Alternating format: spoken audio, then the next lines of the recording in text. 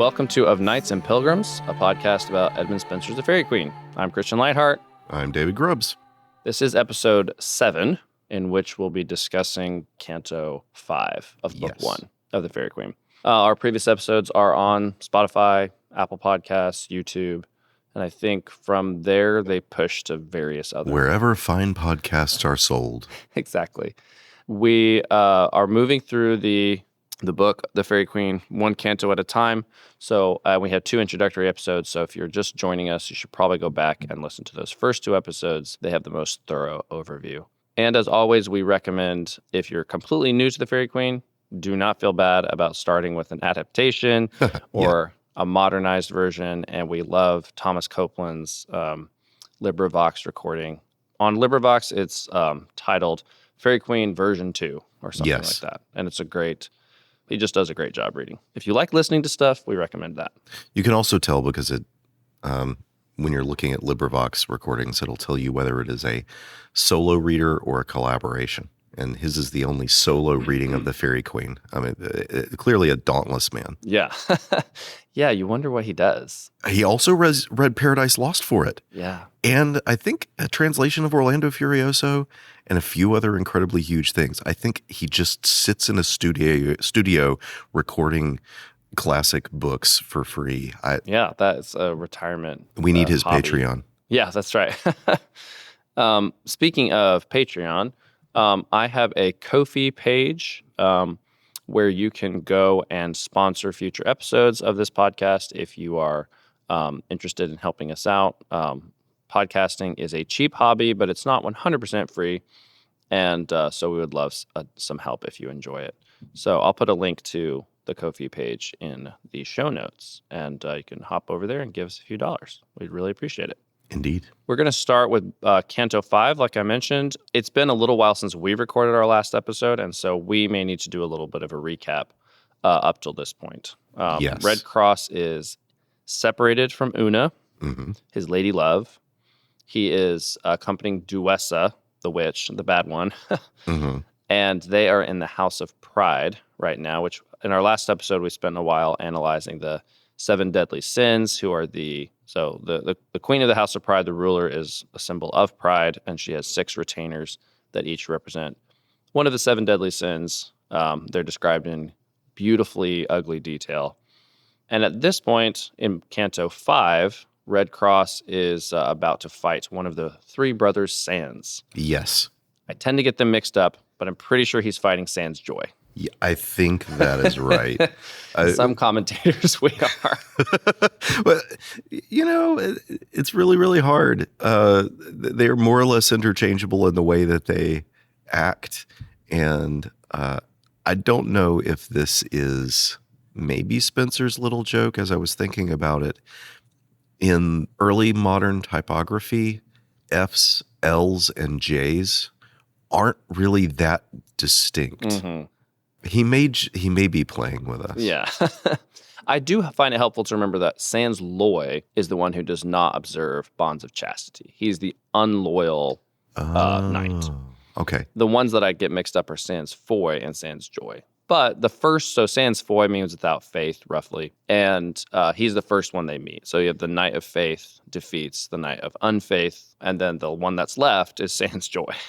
So Sans Foy bites the dust early. And now it's Sans Joy has seen Red Cross Knight in the Court of Pride bearing his brother Sans Foy's shield as a trophy, and also is leading about his dead brother's lady as if she is Red Cross Knight's lady and a kind of additional war prize. And Sans Joy is both wrathful, vengeful for wanting to avenge the death of his brother, but also kind of jealous. Which is a kind of a repeated theme in the next couple of cantos. There's this jealousy and like wandering eyes and things like that. I wanted to ask, while we're talking about the brothers Sans, is there any reference you can think of with their father? He's mentioned here. His name's something like Avugles. I can't pronounce it. I can spell it Aveugles, and in the notes of my other translation, it means blindness. And he's related to the figure of night that we see in this canto, but I didn't know if that was a reference to a European romance or that you know I can't of. think of any one person. I think this is one of the cases where, like with Sans Foy, Sans Joy, and Sans Loy, the identity, the name of the character is a scarcely disguised allegory with just a language shift. Mm-hmm. So without faith, without joy, without right loyalty, or without law, depending on how you read Loy. And so the without various goods brothers being the sons of blindness, who is the son of night. Mm-hmm. It's very much the Augustinian evil as deprivation theology. So, and we've seen that already in book 1 when Una comes to the house of Abessa and the blind woman is there. Right. Yeah, she's also named blindness, but just a different linguistic. Yeah, the mother who is blind, the daughter who is mute. So this representation of defect through absence as being a marker of the antagonist figures. And there's been a repeated theme of being able to see things correctly and illusions. So the fact that the bad guys are various forms of blindness, and Red Cross is most led astray when he can't see things correctly, definitely seems like a repeated theme. I think we will see more of it. In in Canto 5, there's one of my favorite things about it is the contrast between there's so many references to Greek and Roman epics and myths, which we'll get into in a minute. But then there's also maybe not equally, but they're sort of bracketed by these very Christian Bible-based perspectives on things, especially at the end. And it's interesting, you veer into classical mythology in this book, in this canto, sorry. And then you come out of it and you're like, oh yeah, this is actually a Christian poem. But right from the beginning, you get this epic simile of the sun rising, which is very Homeric, very Virgilian. But then it's compared to a bridegroom dancing forth, which is from Psalm 19. So it's right from the beginning. If you know your Bible, he's sprinkling in the Bible references at the beginning. But then we quickly get into very heavy connections to the Aeneid specifically, and then I don't know how familiar he would have been with the Iliad, but there's That's a lot good question. of Aeneid I wondered about here. that. I happen to be teaching the Aeneid right now good. in my lit class, and so there's the reflections just jump out on all in so many places here. That's good because my Aeneid is not fresh. Yeah. One thing I did want to ask about though on Cantos 8 and 9. I'm sorry. Stanzas 8 and 9. Because I'm teaching the Aeneid, the poem is divided into books. Right. So I keep falling back on books for the Yes. chapters, and then I know cantos are subdivisions of books. So then I start calling the stanzas cantos.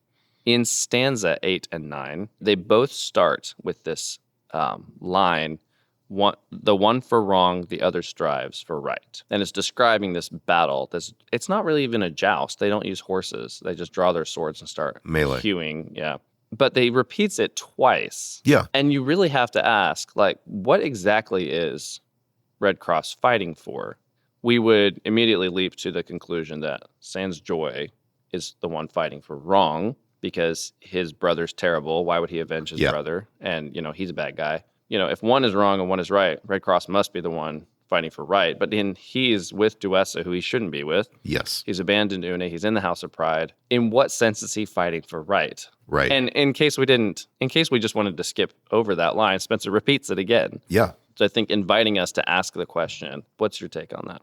I agree. I think we are initially meant to just sort of look at that and say, okay, Red Cross Knight is our white hat. Sans Joy is our black hat. Clearly, good guy, bad guy. But as they are coming into this fight, their mental states are described when all night long Red Cross Knight can't sleep He is devising how and doughty tournament with the greatest honor he achieven might. Like, so he's all night thinking about how he's going to win honor. When we get to the cruel Saracen, who sternly looks at him, they both promise to follow the sacred laws of arms. So they swear not to cheat. And then the stakes of the fight are set up on opposite sides of the field. Duessa is placed on one side, and the shield of Sans Foy is hung on the other side.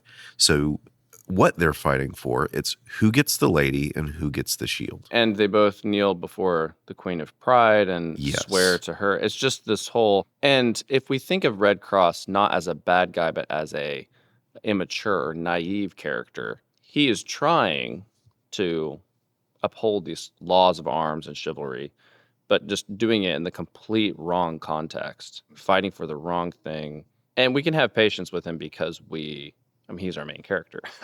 So we know he's naive, he's going to come to a place of experience. But it's kind of like, dude, do you not see how bad this is? And you should not be here.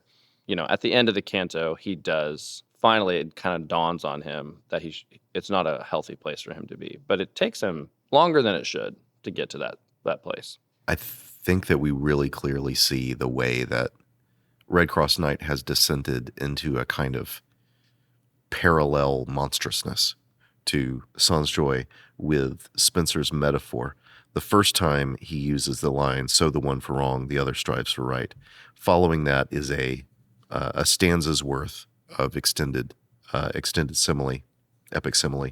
As when a griffin seized his prey, a dragon fierce encountereth in his flight, through widest air making his idle way, that would his rightful raven rend away, with hideous horror both together smite.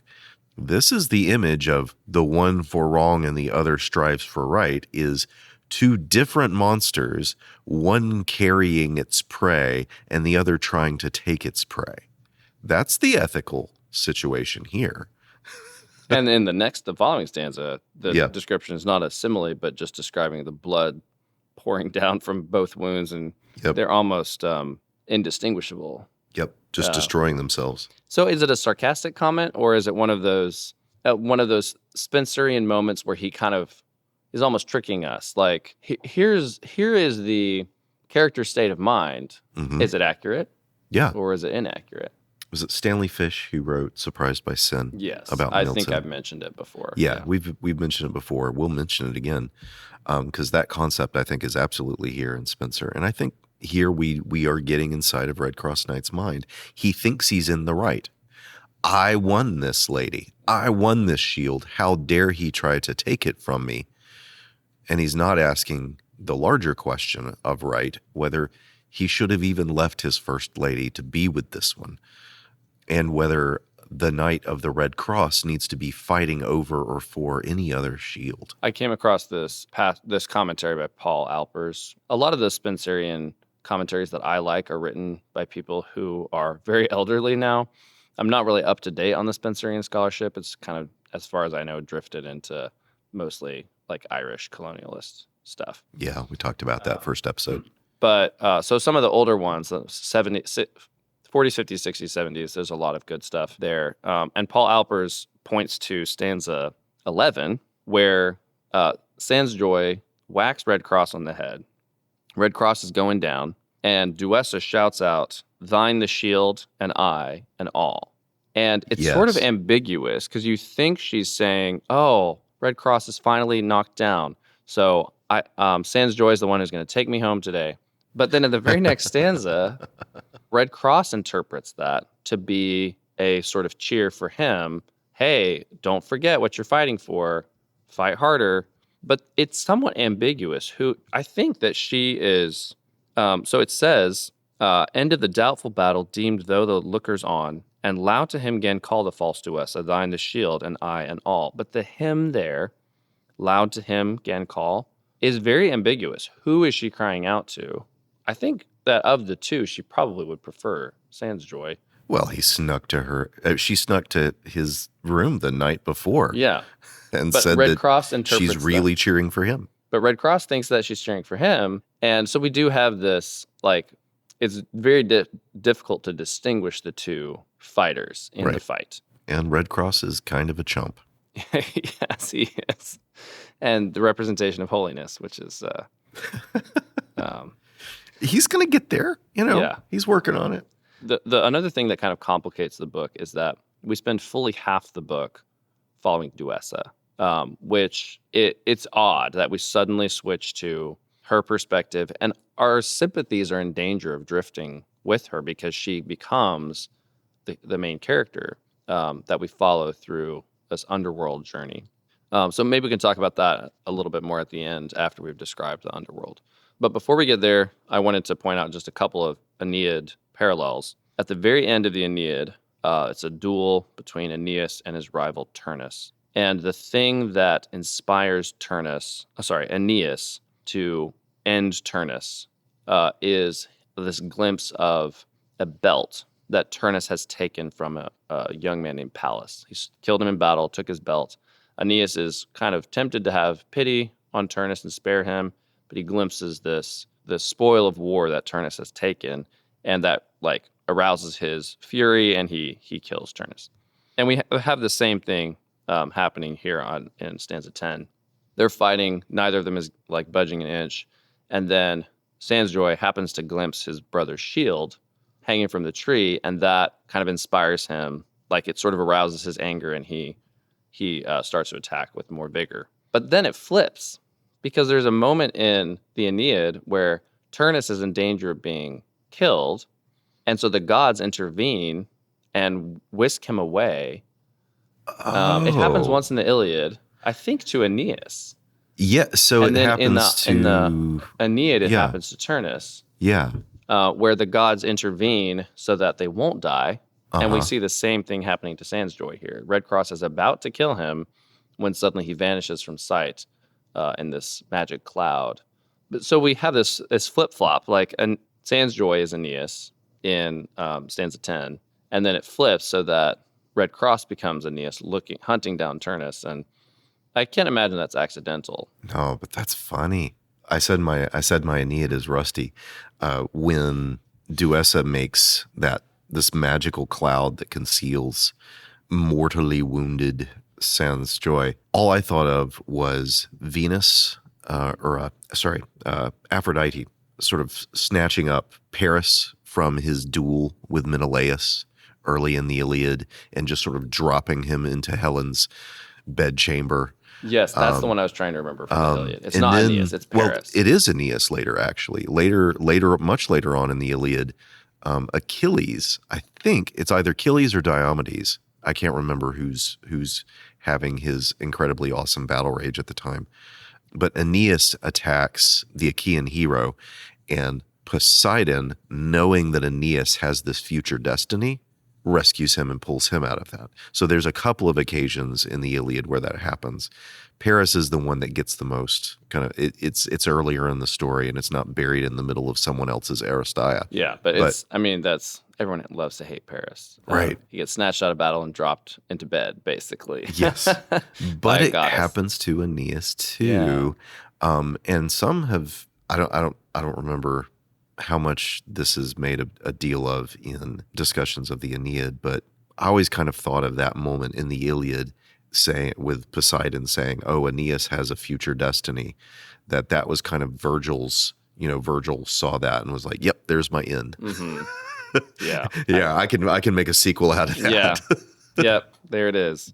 And then we briefly get Red Cross accepting the prizes from the Queen, and he's still very wounded. So in stanza 18, we get this simile of the crocodile, the famous crocodile tears, that Duessa is weeping and wailing over his wounds when the narrator tells us she's a crocodile. Yes. She's crying fake tears. So don't trust any of this. The cruel, crafty crocodile, which in false grief, hiding his harmful guile. Yeah, no, I love that. And then this is where we get into probably the most directly mythological in terms of Greek and Roman mythology the most directly mythological side of the story. And this is where I think people that Spenser frustrates them with his, what we borrowed the term from C.S. Lewis, the mythopoeic promiscuity, or maybe I borrowed it from Alan Jacobs. That's where I first heard it. But the idea that I'll just take whatever I've got. I've got all these cool books on my shelf. I'm just going to steal ideas from all of them.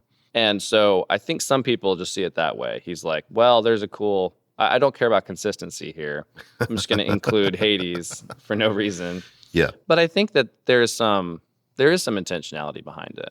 And so we've seen these Aeneid references, the references to the Iliad where they're fighting each other. And then the next thing that happens is Duessa goes to find Night, the great goddess Night, and enlist her help in saving Sans Joy, which is quite a lot of trouble to go to save this guy. Not sure what significance he has to her that Sans Foy didn't have, for example. Right. But for whatever reason, she feels particularly strongly about saving him. So she goes to enlist the help of Night, Night being one of the oldest deities in Greek mythology, gave rise to the oldest of the gods. Before there was anything, there was Night. Is that how Hesiod begins the Theogony? Is that something Night being like one of those that. primals? Yeah, one of the primal characters. And we find out that the Sans brothers are related to Night. Yeah. And Duessa herself is related to Night. Night's sort of the one who spawns all of these dark figures. She doesn't... What's ironic about this is all the disguises we've mentioned, Night actually doesn't recognize Duessa when she shows up. She's wearing all these gorgeous clothes. That Night sees her and says, who are you? What's going on? And Duessa says, it's me, Duessa. And Knight's like, oh, okay, yeah, I'll help you out. Yeah. I forgot I was in disguise. Yeah.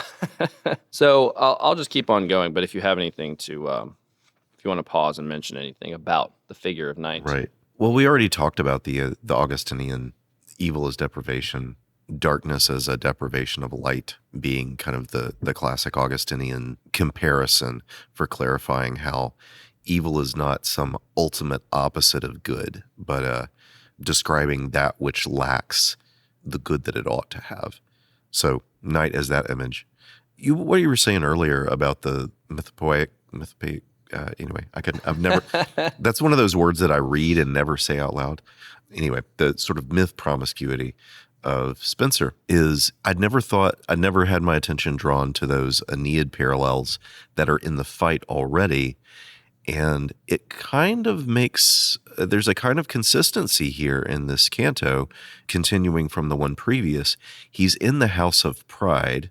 Red Cross Knight is in a house of pride. He's in a pagan space, and he begins living according to the values of that space, where honor, vengeance based on blood ties, those become kind of the ultimate values for which you will fight and die. And so when Duessa brings Sans Joy to Night and then ultimately into the underworld for healing, her appeal to Night is on the basis of don't you want to save this person who you are kin to? This person is your blood. You should want to intervene on their behalf, and that appeal actually works. So in this pagan space of the House of Pride, there are images of the good, honor, glory, blood ties, but none of those images of the good are ultimate enough. And when pursuit is in themselves, they create a falling short of what good should be. Right. Which it's the same thing that Red Cross is going through. Exactly. Like, we are in a pagan space, and we should not be surprised that Spenser's world has kind of lateraled into this continuation of the pagan space. Mm-hmm. I wanted to make one correction. Mm-hmm. Turnus is not hidden in a cloud in the Aeneid. What happens is he is sort of on this rampage seeking Aeneas. Yes. It is not yet his time to die. And so in order to save his life, Juno creates a shadow Aeneas who rushes onto a ship. Turnus chases him onto the boat, and then the boat gets sailed down the river. So he's chasing a shadow Aeneas. So I think the disguised, the cloud covering the fallen warrior must be either an Iliad reference or a reference to a Trojan War story that's not in the Iliad. Well, even so, we still do have that goddess/sorceress who's going to intervene and pull her champion's bacon out of the fire. Right, exactly. Exactly. Which reminds me of a bit in Mallory where Arthur, early on in his reign, is in a duel with a rival and is about to get killed when Merlin steps up and strikes down Arthur's enemy, puts him to sleep. And Arthur gets up, and his reaction to Merlin is like, hey, man, everybody's going to think I'm a cheater. This is not cool. So there's this long tradition of magical intervention that kind of makes you look unchivalrous and unheroic. That's like modern day action movies too. Oh, yeah. How many Avengers movies it's like this big creature, whatever's about to kill someone, and then a different, the Hulk suddenly appears out of nowhere and smashes the guy, So yeah, a lot of it's got a long history. One of my favorite just descriptive parts, I think Spenser occasionally just draws in these moments of reality that you're not quite expecting. When Night and Duessa show up to take the body, this is stanza 30, Night is sort of drifting in silently, and it says, and all the while she stood upon the ground, the wakeful dogs did never cease to bay, as giving warning of the unwonted sound, with which her iron wheels did them affray. And her dark grisly look them much dismay. The messenger of death, the ghastly owl with dreary shrieks, did also her bewray, and hungry wolves continually did howl at her abhorred face, so filthy and so foul. And it's this, we've drifted into heavy mythology, the chariot that draws night across the sky. And then you have this moment where it's just night sounds. Like, as, why do dogs bark in the middle of the night? Right. Why do owls shriek and wolves howl? Well, because there's spirits passing around. He's able to tie in this very realistic. Yeah, it's, again, another example of like, wait, how is Fairyland a place where people just have pet dogs? And, like, it's just, you start to ask these questions like, what are the rules here? Some fairy dude's like, shut up, throws a boot at his barking dog, barking at night as she travels by. I'm trying to remember, that triggers something. You've taught the Aeneid way more frequently and way more recently than me. When the Sibyl is summoning the underworld deities in order to give Aeneas access to the underworld so he can go chat with Dad, it happens kind of at night, sort of at the turn of night, if I remember right. And I think there's something about dogs or wolves, some kind of, there's a noise, there's like a sound cue there. I think it might be howling dogs or something like that. I don't remember that. Okay. Like I said, it's been a bit, and I don't have it in front of me. Yeah, I'm not remembering that. There is a lot of business with the Sibyl, but it's a fairly abandoned place. It's this temple just sort of built. They're kind of out in the woods. Yeah. And then they go to the grove of Avernus, which is mentioned here. Yeah. I don't remember any dogs in that scene, but it's possible I just missed it. I wasn't looking for parallels with the Faerie Queene. Well, we can look it up and confirm in the next episode. That's right.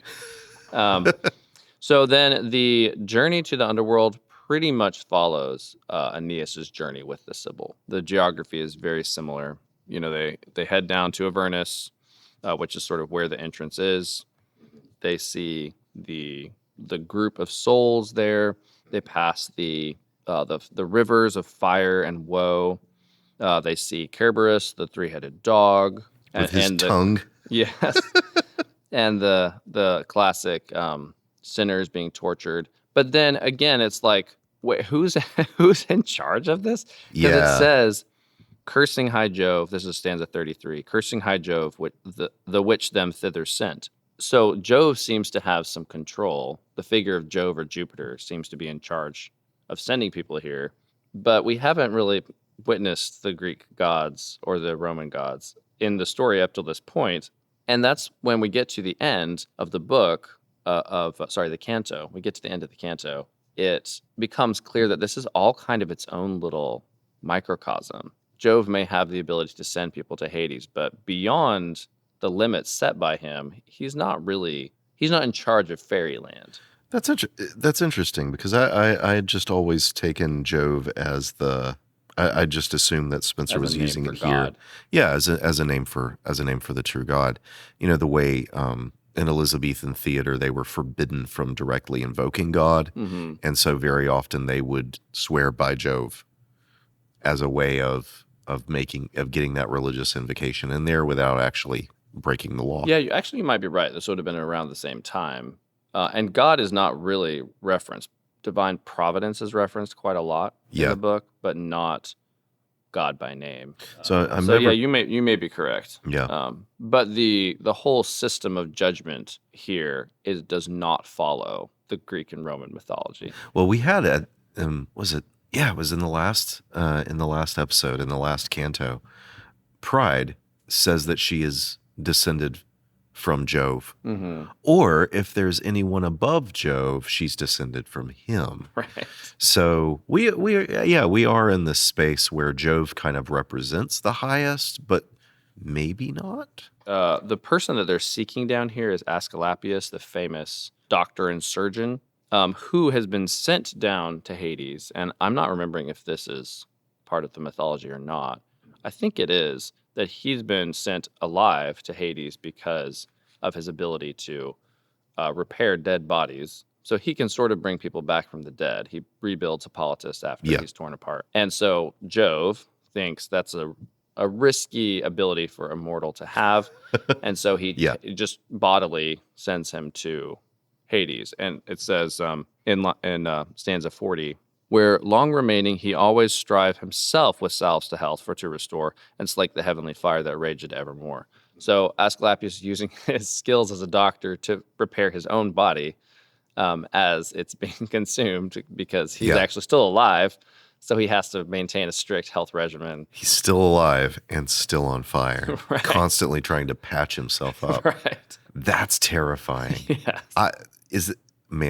I really want that to be unique to Spenser because that is such a crazy idea, and that's great. Yeah, constantly doing surgery, applying band-aids and salve. Which I knew the story about Esculapius, Esculape, he says sometimes. I knew the story of him as master healer who brings someone back to life. I didn't remember it being Hippolytus. So we have the Theseus and Hippolytus story, which is in let's see. Do you want to recap that? Because it does kind of tie into what happens in Canto 6. It does. There is a connection there.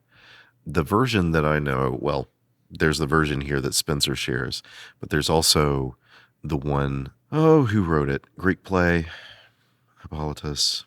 I could it's name not three. Aeschylus, it's not Sophocles. Euripides. It's Euripides. Third guy.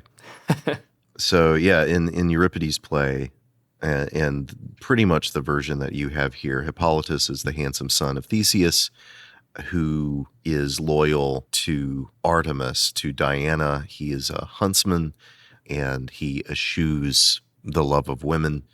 He is chaste in the way that Artemis is, and Aphrodite takes this as an insult. In the Greek tragedy, it's Aphrodite who takes this as an insult and drives his stepmother mad with love of him. She tries to seduce him. Hippolytus says no, and this is the part where Spenser's version differs. The goddesses are absent of this story. And Hippolytus is still a jolly huntsman, but whose ladies love as loss of time forbore. He forbore the love of ladies because he regarded it as a waste of time. And his wanton stepdame loved him, but when she saw her offered sweets refused, her love she turned to hate, and him before his father, fierce of treason, false accused, and with her jealous terms his open ears abused. So his stepmother tries to seduce him. He says, virtuously, he says no, and then she accuses him of rape. His father executes him by having him torn apart, but then she's filled with regret, reveals what she has done, and then Theseus, in remorse, brings the severed remains of Hippolytus to be healed by Aesculapius. Is this the same Theseus, or all the stories of Theseus are all about the same Theseus? Same Theseus. Wow, he's had quite a life. Yeah. Oh yeah, Minotaur guy. He gets around. Yeah, really. And he's in A Midsummer Night's Dream. And yeah. Well, and who's he marrying in him? Hippolyta. Hippolyta, who is the mother of Hippolytus. Right. But she dies, which is why Hippolytus gets a stepmother. It's all connected. Yeah. The Theseus cinematic universe. Which I don't know. Maybe this is Spenser's justification for pulling mythology into the fairy lore because Shakespeare did it. Right. So anyway, they go to see Asclepius, and he's very loath to help them at first because he's like, "All my arts are how I got down here in the first place." And Night points out that you're already in Hades. What's the worst that could happen to you? What's Jove going to do to you now? And that apparently is enough to convince him. Although I did see that it's not. She doesn't just say you have nothing to lose, but she also kind of flatters him a little bit. This is stanza 43. Go to then, O thou far renowned son of great Apollo, show thy famous might in medicine, that else hath thee to one great pains and greater praise, both never to be done. It's a two-pronged argument. You got nothing to lose. Also, you're really famous for this, and you're better at it than anyone. And it's just the theme of pride is prevalent throughout Canto 5. I'm going to keep doing that. Yeah. Well, as it is within that heroic Greek epic and mythological world, right? The greatest characters are moved by a desire to win glory, even after death, to be remembered as glorious and great. It is the greatest thing in the values universe of the Iliad. Although, ironically, in the Odyssey, Achilles goes back on that, and he's like, you know what? If I had it over again, I would do things differently. Yeah. Homer is wise. In the next section, they leave Sansjoy in Hades being cured, and I believe that is the last we hear of him until much, much later. In book 3, is it? It's I can't remember. I can't even remember. Yeah, he just Duessa takes him down there to heal him, but then he never comes back. Yeah, will appear in sequel. Yeah.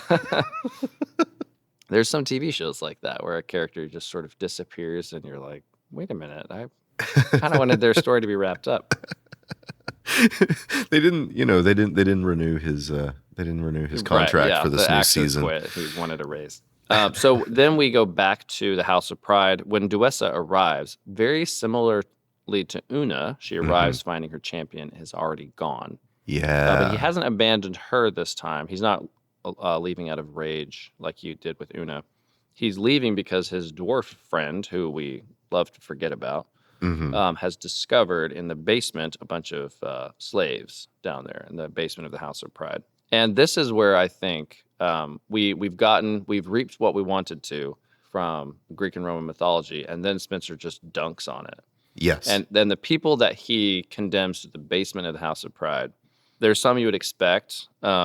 Nebuchadnezzar, Croesus, Antiochus Epiphanes, Nimrod. But then he mentions Alexander the Great, the son of Ammon, Romulus, Scipio, Caesar, and Mark Antony. And all of these guys who in the Aeneid are actually present in, not all of them, the ones that are connected to Rome are present in Elysium on their way back up to the real world to found the city of Rome. By anticipation. Here, they're stuck in the basement as slaves, essentially. And it's just this, you built up the amazing mythology of the Greeks with Night and all the famous sinners who are in Tartarus being tortured, the great healer Asclepius. But then when you get to the great kings, well, they're actually all slaves. Yeah. So I think we go back to, when you actually get down to it, all of that thing that we just did with Night was all part of this microcosm of the House of Pride, which at the end of the day, no matter how high you attain in that, you could be Julius Caesar himself, and you're still going to end up in the basement. The transition between the two scenes is pretty clear when you read it. It's different stanzas.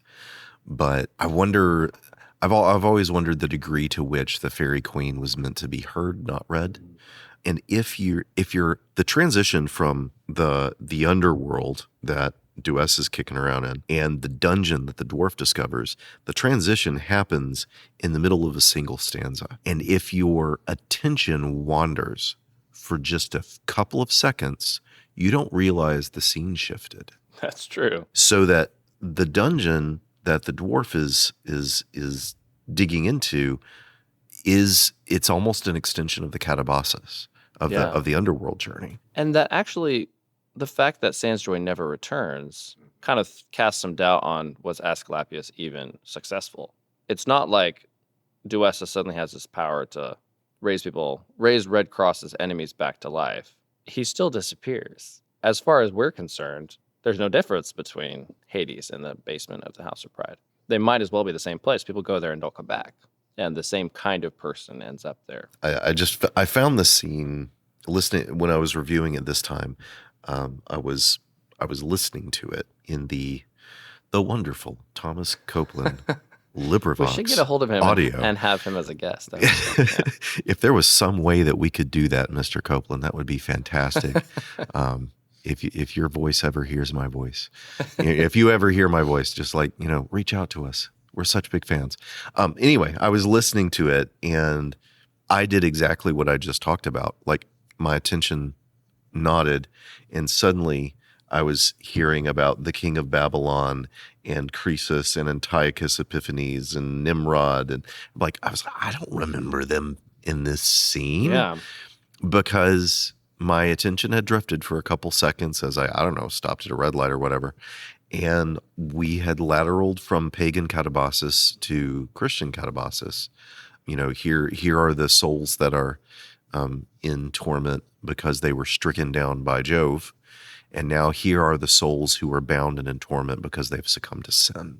The parallel is really, really tight, but the moral universe is completely different. Because whereas you end up being in pagan underworld because you affronted the gods through hubris. Here, it's made very, very plain, after that transition stanza, how mortgaging their lives to covetousness through wasteful pride and wanton riotous living, they were by law of that proud tyrannous pride, Lady Pride, provoked with wrath and envy's false surmise, condemned to that dungeon merciless, where they should live in woe and die in wretchedness.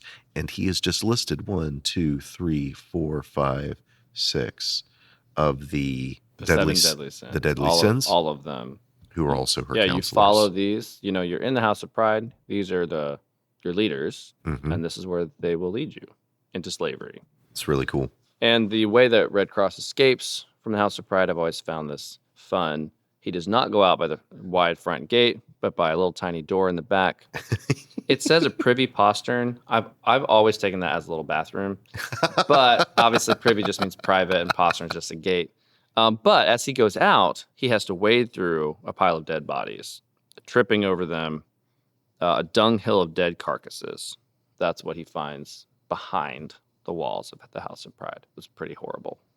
Behind the facade, it's just bodies. That's so cool. The thing I was mentioning about Jove, and whether he actually has the authority to send, is he just part of this small, almost like a snow globe? Like, does this whole thing with Night and Hades and Avernus and Jove all exist within the sort of the snow globe of the House of Pride, where Jove is not actually running anything outside? Now, as you pointed out, Jove is often used as a kind of milder alternative to God himself. And there's enough mythology elsewhere with the satyrs and Sylvanus and those guys that we're still clearly borrowing heavily from mythology. Whether or not you go to Hades does not seem to be really in the control of it. It feels like this picture, this tableau that Spenser is showing before you, not this is how the world actually works. This is not how fairyland actually works. You don't see fairies in Hades. You see Greek mythological characters, You see pagans. Right. But not even all the pagans. The historical pagans are in the House of Pride. But the identity when we first meet our first Sans Foy, If I remember right, he's referred to as a paynim, which a pagan. Pagan, yeah. And that elision of the paynim, the enemies of the Crusaders were sometimes referred to as paynim, the Saracens, or Middle Eastern Muslims of different ethnicities, depending on who they're fighting at which time. They get allied with the ancient Greeks in not so much the Arthurian stories, but in the extended Charlemagne stories that arise in France, so that in the Italian Orlando Furioso, which is a kind of an extension of those Charlemagne stories, the Saracens, the Muslims who are invading Charlemagne's France, have relics of the ancient Greeks and Trojans, so that there's this elision, this compressing of the non-Christian medieval present and the non-Christian ancient past, as if you're not a Christian, you're all kind of a variation of the same flavor of pagan. Yeah, which I think there's some truth to that. It kind of depends on what you're doing. If you're Dante, he has some time to sort of slice and dice. Yes. And figure out who he wants to put where. But Spenser's drawing on Ariosto's vision. And so we definitely see Saracens as paynim, as pagans, and both of them as doublets for the Protestant Reformation and Protestant England's conflict with Catholic Europe, especially Spain. So Spenser is kind of getting all of these, the ancient concept, the medieval sort of Crusader / Charlemagne mythos concept of the Saracen, and then the contemporary political and military antagonism of Protestant England and the Catholics on the continent. He kind of layers those on top of each other, and it's one of the ways that he's able to get some of the different allegorical effects in the book. I think that we're done with book 5. Canto right? 5? Oh my goodness. I knew I was going to make the mistake one more time before we stopped. All right. Thank you so much for listening.